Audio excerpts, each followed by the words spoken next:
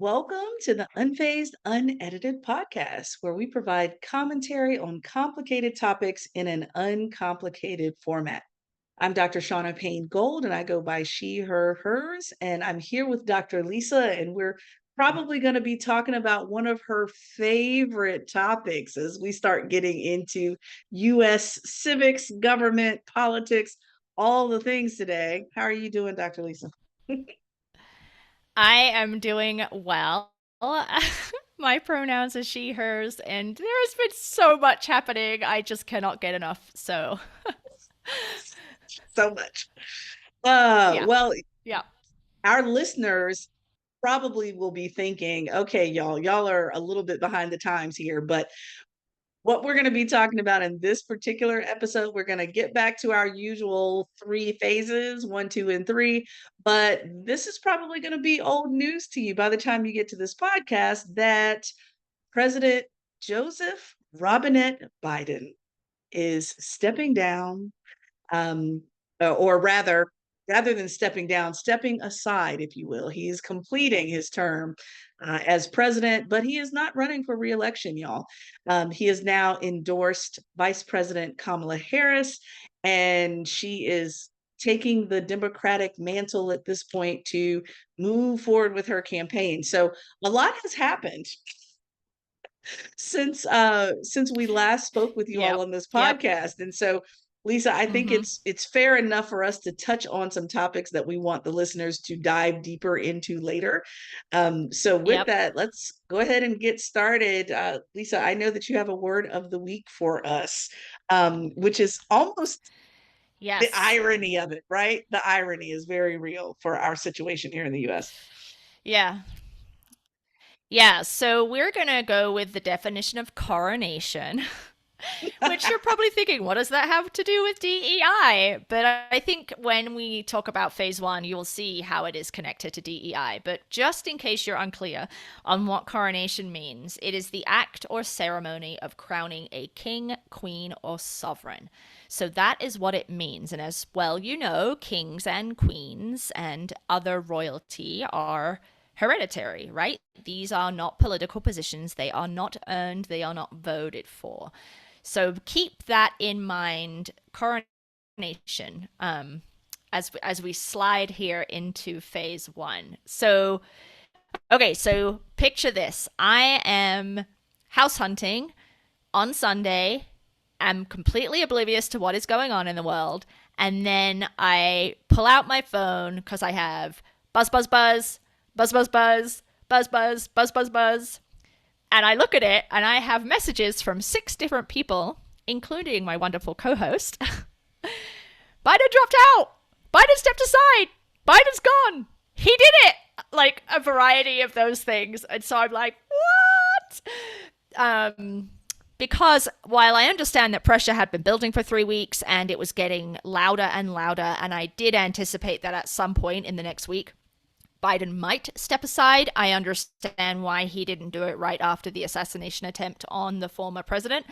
Um, but I have to say, I was kind of shocked. And I felt, and I don't know if you agree with this, Shaunna, in terms of your feeling, I felt like this massive invisible weight had been lifted from my shoulders as soon as I read those text messages. Like I felt immediately lighter and more hopeful.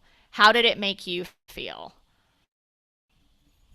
Yeah, I thought it was very interesting. You're going to laugh when I tell you this, Lisa. My first thought was, holy crap, I'm in the middle of a 6-month business program. And one of the activities that we're doing right now, many of you have probably heard of a SWOT analysis, where you're looking at strengths, weaknesses, opportunities, threats of an organization.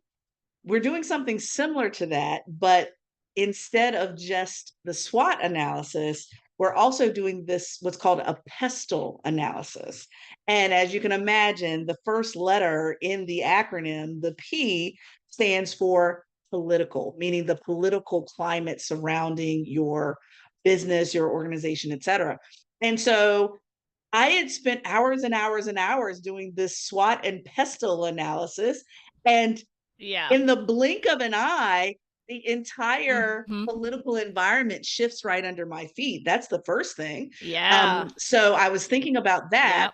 Yep. And then the next thing I thought was, and people are going to laugh, people that have been following politics for quite a long time will understand that I'm thinking, hold up, let me go look at Stacey Abrams' social media sites because I'm thinking to myself, any smart candidate that's trying to create a movement in a very short period of time, call Stacey Abrams. And I know previously in a previous podcast, I talked about my disdain for the language of Black girl magic.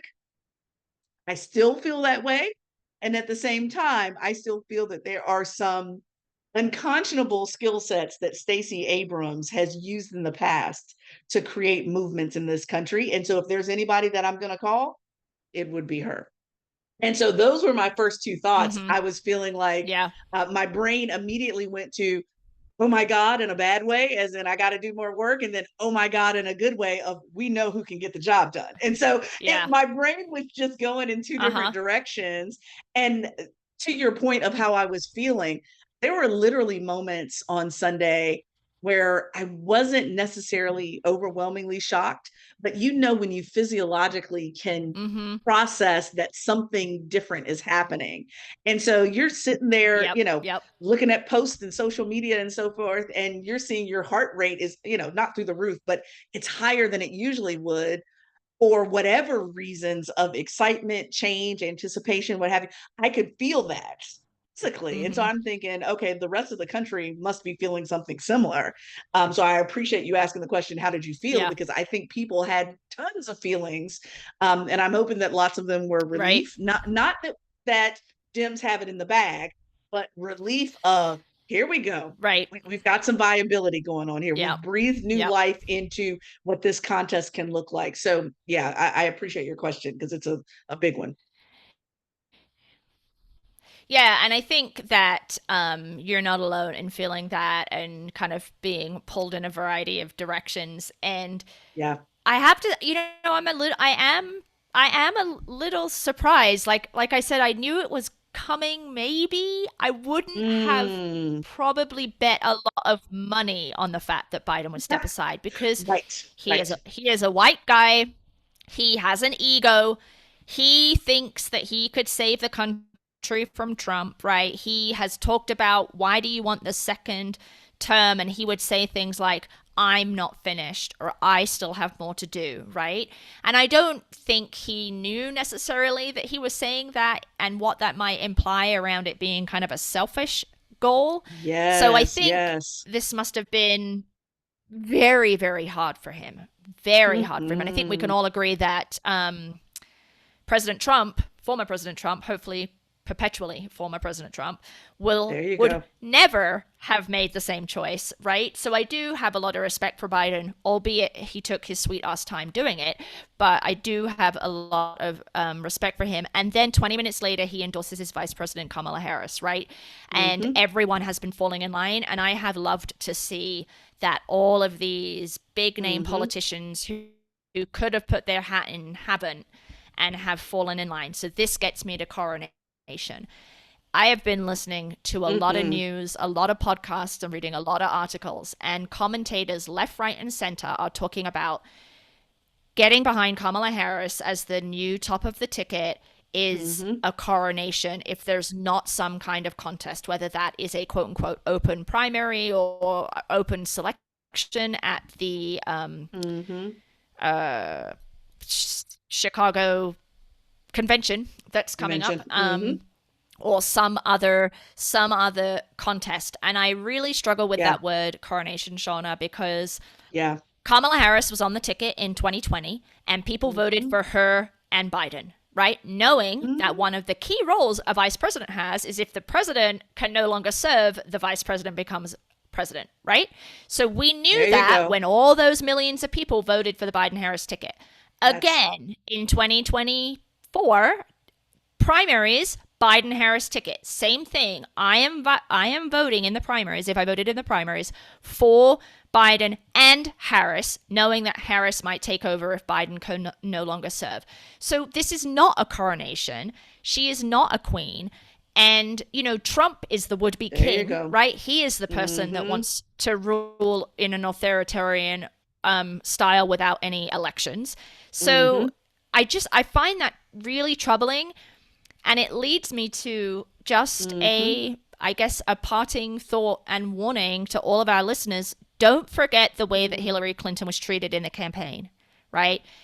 And she's a white woman. So be on Hello. guard around the racist and sexist shit that is going to get thrown at Kamala Harris. And certainly she's very clear eyed about that. She's been a black Indian woman in this country for 59 years, right? Mm-hmm. But and I'm talking to to the white women here too, right? Like, you Mm-hmm. have to root out this disinformation and you have to call it out for what it is. So, Mm-hmm. and coronation, I think, is one of it, because if she were a white dude, I don't think the term coronation would be used to the Never come degree that up. is being used with Mm-hmm. Harris's kind of elevation to the top of the ticket. So Mm-hmm. that's Yeah. what I have to say about that. Yeah. Yeah. No, no, no. I'm with you. I'm with you. Two things that you brought to mind for me really quickly. The first thing was I get so frustrated with the age conversation around Biden, okay? And maybe I look at things differently because y'all know I talk about my grandmother all the time. She is just everything. But my grandmother turns 99 next month, okay? So I'm very aware of the challenges. I know, right?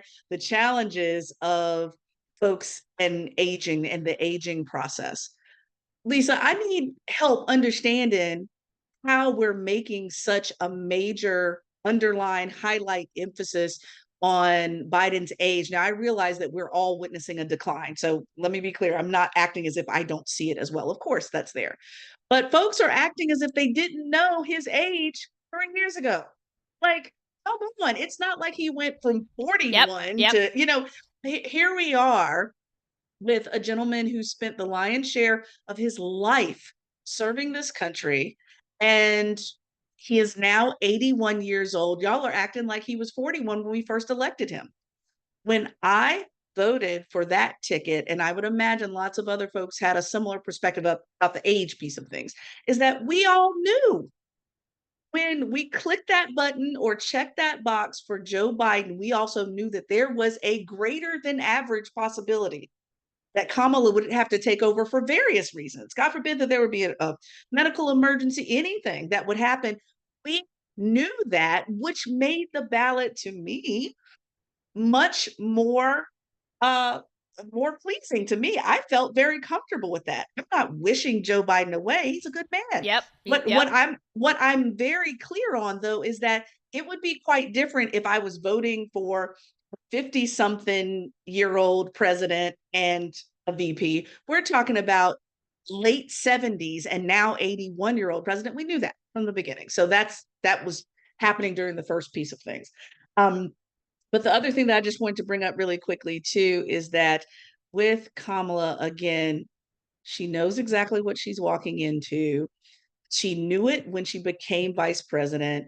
I'm curious. I wish I could be in her brain and her family's brain at the moment because, again, this may have been a timeline that just simply got expedited.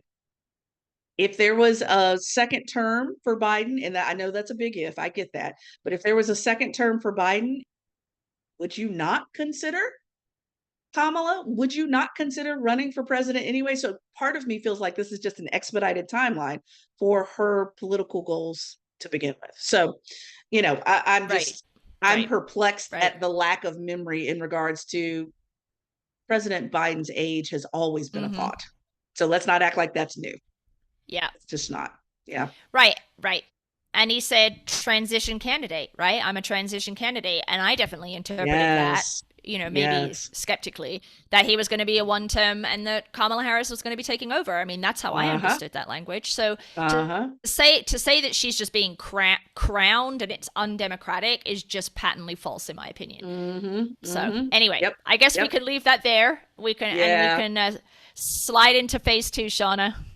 Oh, well, look, Lisa, by the time folks hear this podcast, I think what's going to be really interesting is that, of course, I wish I had gotten more training on this when I had it offered to me in grad school, but we are witnessing even more extremely aggressive community organizing. So that kind of is the bridge from what I was mentioning with my reaction and thinking of Stacey Abrams.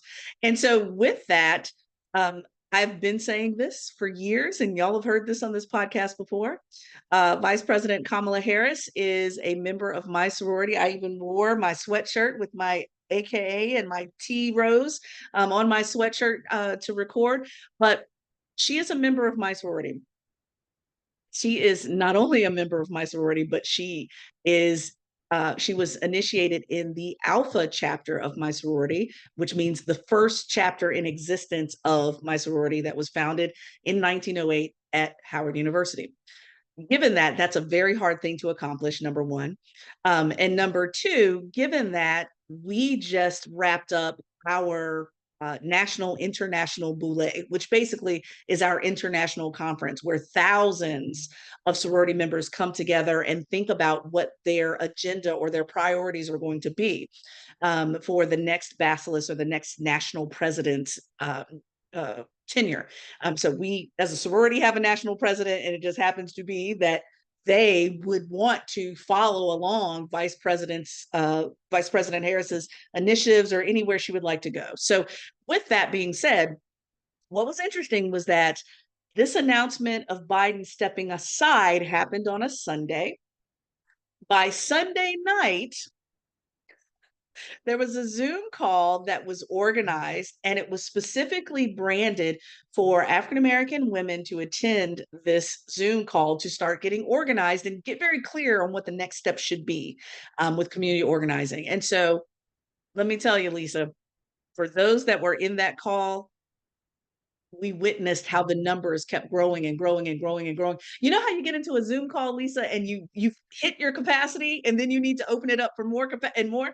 We finally got to a place where, look, we need to give some major hand claps to Zoom as a platform, because Zoom handled 44,000 Black women and others on the call to get organized, right?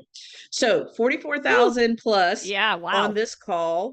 They raised $1.5 million for her campaign in 3 hours, right? And the agenda was actually pretty simple. The agenda, as far as action items, yay, we're excited, all the sorority sisters and all the other members of the Divine Nine, pull out your paraphernalia, pull out your AKA stuff, your pearl necklace, all the things that exemplify our sorority. Do all that fun stuff. That's great, but let's get down to business. Make sure that you donate. Make sure that you ensure that the facts about Vice President Harris are front and center, and use them generously. Make sure that you're naming misinformation where it is found, anywhere that you found, and correct it in the moment. Using all of your platforms. I mean, I had some of my friends that were like, girl, I've been off X for a minute, but I'm about to get back on it because we got to handle this election, right? So people are firing up their social media outlets. So they were asking for that. And what I thought was really important, which we'll talk about this in phase 3, but they asked that everyone take a section or a chapter of something within Project 2025 and become an expert in it. Get down and dirty with the information that's shared in that document and make sure that you combat what's being shared in that document. And so I appreciated how quick all that community organizing happened. And at the very same time, this is where we get a little bit of splintering going on within demographics. So for everybody that thinks that, demographics are monolithic, they certainly are not when it comes to politics or anything else. Um, some Black women who have been in the political fights for a very long time, small fights, large fights, um, invisible fights. They felt a little bit of frustration because it felt like there were thousands of people that were coming on as bandwagoners, right? So that's one dynamic there, which I respect. There was another dynamic, Lisa, of imagine this. Imagine I get the announcement of this big Zoom call that was clearly branded specifically for Black women. And then I happen to let you know as a white woman, and you decide, well, I'm an ally too. Of course, I'm in support of Kamala. I'm going to show up and see how I can support. And so you got white women in the call for Black women who flex their ally muscle, I guess. I don't know. And I'm thinking to myself, oh, this is very interesting because thank you for the support. And you also don't know your place. That's another piece.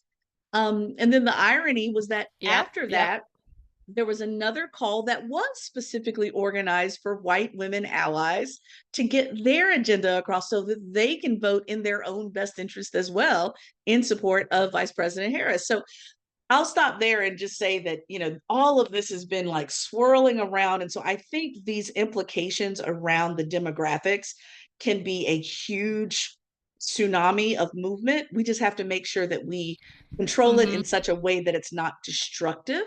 I'm like super impressed Right. that Right. she's broken fundraising records. I think now it's been 2 days and she's raised $81 million in like 2 days. That is so impressive and so hopeful. And at the same Mm-hmm. time, I Yep. don't want infighting to happen either, right? So it's just a fine, nuanced Yeah. line that I'm kind of processing here, Lisa. But how did you respond to all these numbers and all these different demographics that were kind of splintering, hopefully into support, but sometimes distracted with a little infighting there? Yeah. Yeah, I mean, I don't know what the white women were thinking joining a call that was explicitly labeled for black women. I mean, I do know because my people struggle a little bit, I guess. But it seems pretty self-evident that that's not for you. But I guess I don't know, maybe I missed something. Um and, and the amount of money that has been raised, I think, is indicative of the energy.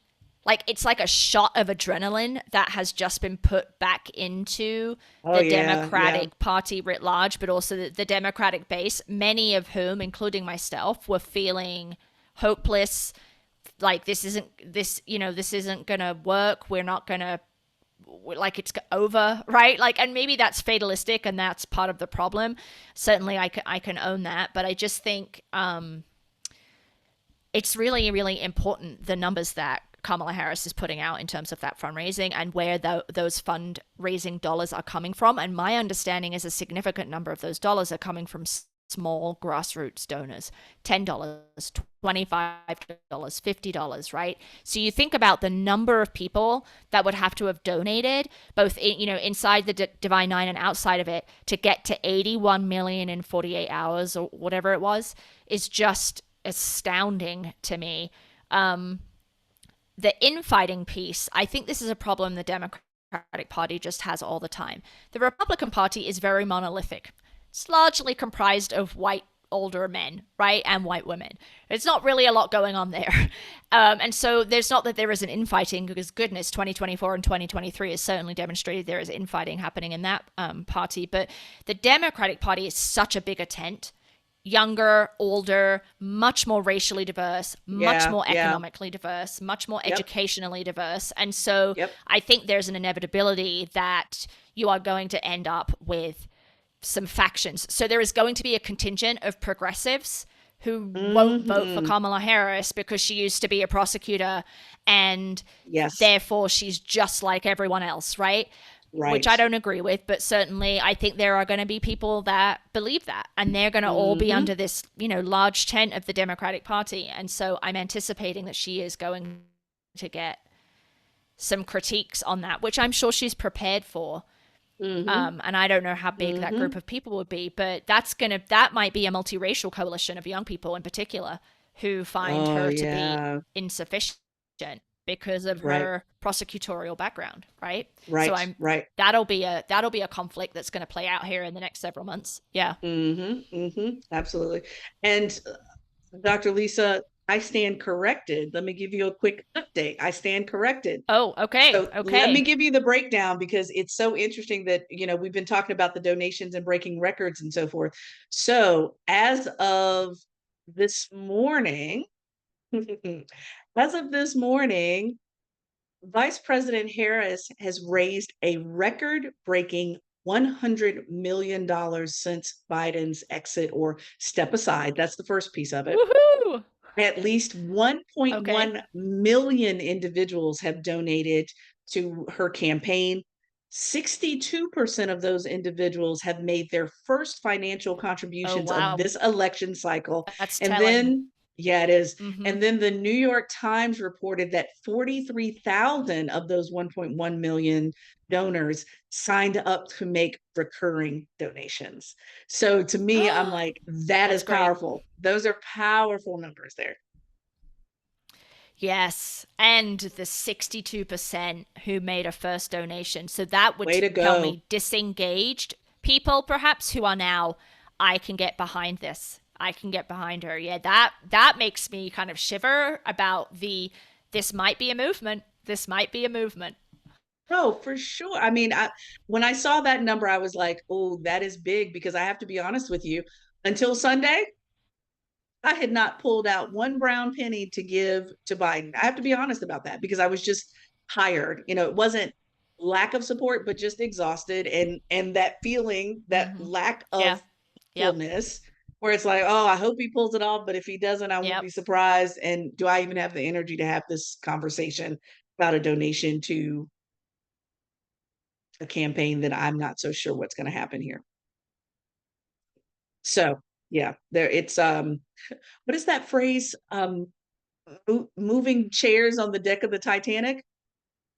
Yeah, just moving chairs around on the deck of the Titanic is this kind of phrasing to say that, you may be doing things that are inconsequential when it comes to the grand scheme of things. That's how I felt before Biden stepped aside.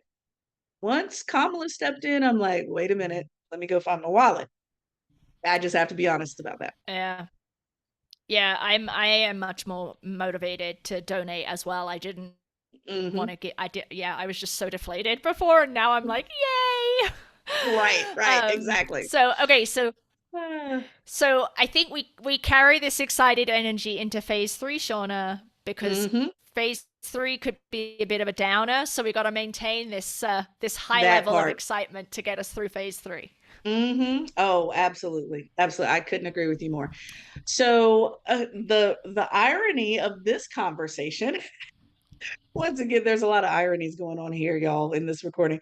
But one of the moments of irony for me was that I have been attending for quite a long time now, a congregation called the Open Church of Maryland. And so they are situated in Baltimore, but it is a very, how can I say, it's a very thoughtful experiment on a faith community that doesn't require you to necessarily be Christian.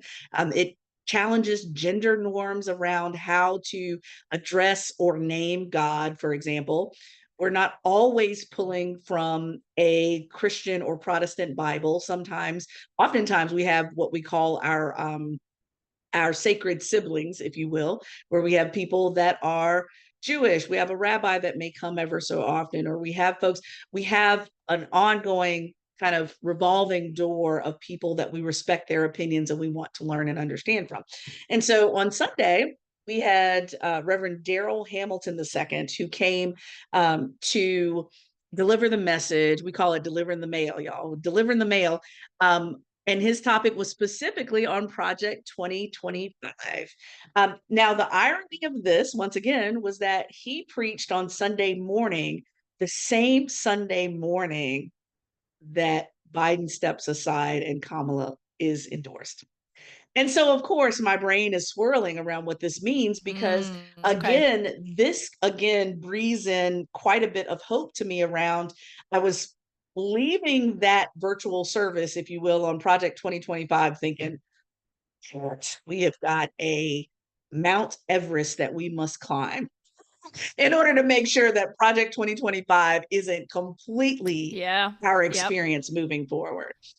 After Kamala Mhm. announced, it was like, not Mount Everest, size mountain, but not if I just felt so differently after the announcement. And so to get into it, hopefully you've heard of it and you have at least familiarized yourself with it. Now, let me be clear. Dr. Lisa and I have both written and read hundreds of pages of dissertations, master's thesis, and other academic documents.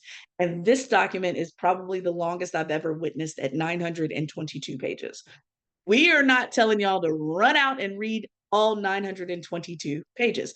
But what we are saying is to become very familiar with this report. It's been shortened up to Project 2025, but the official title is The Mandate for Leadership, the Conservative Promise.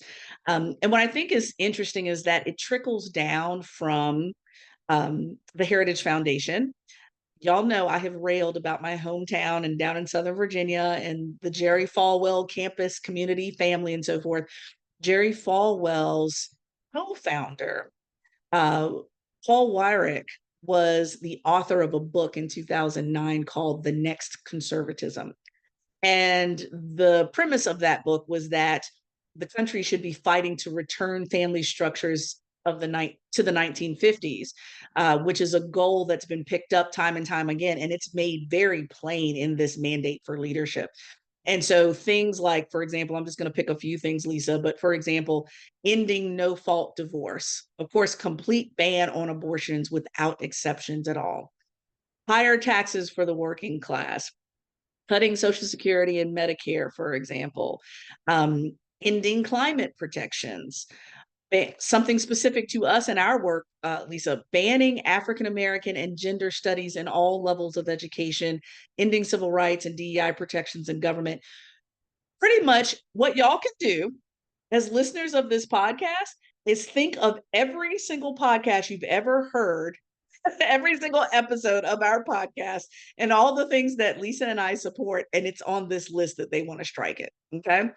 And so, given that, we're just encouraging you to go find the executive summary of this document, pick out some sections that you want to become intimately familiar with and stand on when it comes to these topics.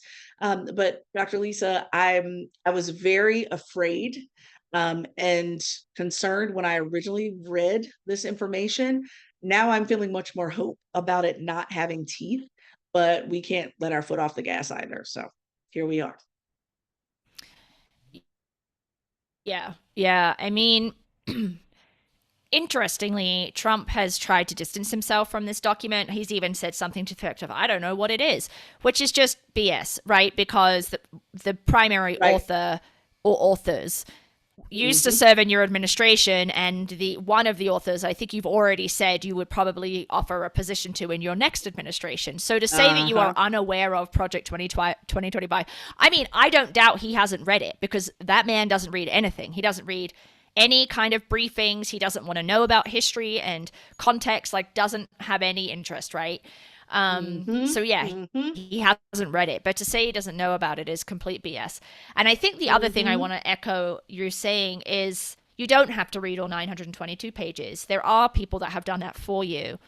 And Sure. this is not hyperbole, right? And I will, like, Right. it's not Chicken Little and the sky is falling or whatever that Mm-hmm. story is.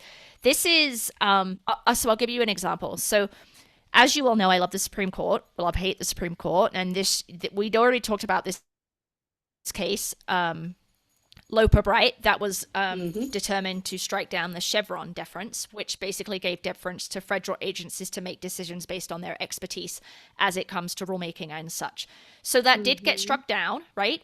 And in Project 2025, one of the big areas of quote unquote improvement they have is to deregulate, right? So remove rules and regulations specifically around climate change, Mm-hmm. and also to fire a significant number of civil servants who are individuals who serve in the government, but they serve across administrations because they have an area of expertise, right? They're not Mm-hmm. political appointees. But the Right. 2020 Project 2025 wants to get rid of many of those people and replace them with political appointees. So to think that such a wide sweeping goal is not attainable, we already have part of that done now because the Supreme Court Mm-hmm. knocked down the Chevron deference rule, right? So we've already Mm-hmm. said now, currently in July, August 2024, that we're not going to be listening to experts in federal agencies. They don't get to make rules or regulations based on congressional delegation. That has to Mm-hmm. be legislated, which just makes it exponentially more difficult to do that. And we have Project 2025 right in its rearview mirror, or not in its Mm-hmm. rearview mirror, I guess, right in front of them, wanting to expand upon that. So this isn't we're not being hyperbolic to say that the stuff Mm-hmm. that is in this document is going to get filtered in into the Trump administration if he is reelected, and it is going to have devastating impacts on a personal, a community, and an institutional Mm-hmm. level. Like, Mm-hmm. I Oh feel like yeah. I am not overreacting here, right? Right, right, right. No, no, I don't think you are overreacting at all. And, again, some of the strategy around distancing oneself from this document is claiming that you aren't aware of it when you have so many, where there's smoke there's fire. If you have so many connections to this document that you're denying that we have documented evidence of, then who am I supposed to believe? Definitely not you. I'm believing all of these surrounding connections to this. And so, again, I think what's very interesting is that, let me backtrack and also say, which I didn't say before, we're also not saying that Project 2020 isn't already happening. We know it's already happening. We have evidence of much of this already happening. And so, given that, I mean, we talked about this, what, a couple of podcasts ago, Dr. Lisa, around teaching Christian and religious beliefs in public schools and how we felt about that in Louisiana and Oklahoma and so forth. That's right there in the table of contents of the larger document. And so we're Yep, making yep. it very clear that Mm-hmm. this process has already begun. But are we going to put a stop to it? Are we going to hit that on the roller coaster where there's that big red button that's like emergency stop? Like, we need to figure out how this is going to be stopped. Now, fortunately, Vice President Harris can help us with that. But we need to become familiar with this because, again, one of the things that I really despise about the election cycle is those of us who choose not to pay attention, choose not to read, choose not to, and I'm not saying drive yourself to lack of sleep and so forth, but being aware of what's going on. It drives me bonkers if we're not aware. An election comes and goes, someone is now in office, regardless of who it is. And then when all this stuff that they told you they were going to do actually happens, right? You can't be mad about it once it happens, right? I'm pissed off that they're trying to teach my kid Yep, yep. Christian principles in school. Well, I needed you to be pissed off when the Project 2025 came off the printer. Yes, I don't need you to be pissed off now that yes, you yes. neglected to read it, you neglected to vote, you neglected to do anything in regards to campaigning or getting people Mm-hmm. to the polls to vote their choice. And now you're pissed off too little too late. Not interested in that conversation. Yep, And so yep. my hope is that we don't go there. Yeah.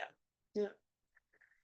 So Yes, scary. yes. I feel like that was a mic drop moment for you, Shaunna. Like, you're you delivered right there. Come on, Done with it. people, get it together. Get it together. What is your plan? Get it together. What is your plan for getting to the polls? Who else are you going to get there with you? I'm working with another Yeah. organization right now that's writing a grant for funding from the government for ramped up safety and protection at the polls in order to make sure that people can actually do what they need to do uninhibited. So this is not a game. It's not a game. I mean, I've filled out the Mm-hmm. paperwork and so forth for my Yep. parents and my grandmother to be able to mail in their ballot so that they don't even have to go. What's your plan? Figure it out and Yep. let's hit the stop button on this thing because this is a little ridiculous, beyond ridiculous. Yep. Agreed. Well, I think on that more positive note, let's wrap it up here and channel the joy that we have about Kamala Harris being at the top of the ticket. And I'm just going to put it right here. I am betting on a Kamala Harris, Josh Shapiro, Pennsylvania governor. You heard it here first. This is my prediction. So we'll see whether that Woo! actually happens. But um, Interesting. I like that yep, prediction. yep. Mm-hmm. Well, Mm-hmm. interestingly enough, um, so should I put my prediction out there? Should I put it out there? I've been thinking that I it think you might should. I think you be, should. I think you should do yours. I think I've been thinking that it's probably going to be a Harris Mark Kelly ballot. Some Uh, people around me uh, would like to see a Harris Newsom ballot, but I'm like, nope, that ain't gonna happen at all. They Nope. even Nope. Not gonna even those happen. Not gonna happen. Democrats, exactly. You look, I don't even have to go there. I won't extend the podcast. Just know that there's multiple reasons why that Nope. won't happen. So I would love to have a Harris Kelly moment as well. Even with those flaws there. But yeah, that's what I've been thinking about. So we'll see whose prediction comes to be, All right. right? Yeah, let's see. Yeah, we're both probably wrong, but let's try it. Right, All right, right, so let's exactly. we can wrap it up here, Shaunna. So where can folks find us um, before our next pod comes out? Yeah, absolutely. So make sure that you go to our YouTube channel, Unfazed, Unedited, and please subscribe so that you'll see any updates that come there. Apple Podcast and Spotify, please make sure you find us there as well. Whatever your preferred podcast platform is, make sure that you subscribe and follow us there.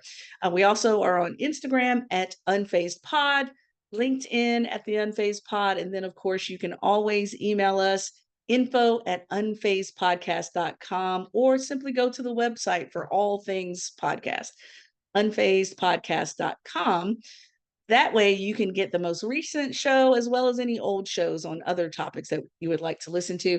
But don't forget to like, subscribe, leave a review, share this with your friends, coworkers, anyone in this phase of your life. So, Lisa, oof, it feels like it's been a decade since last week, but until next week, right? Yep, yep. All right, see y'all soon.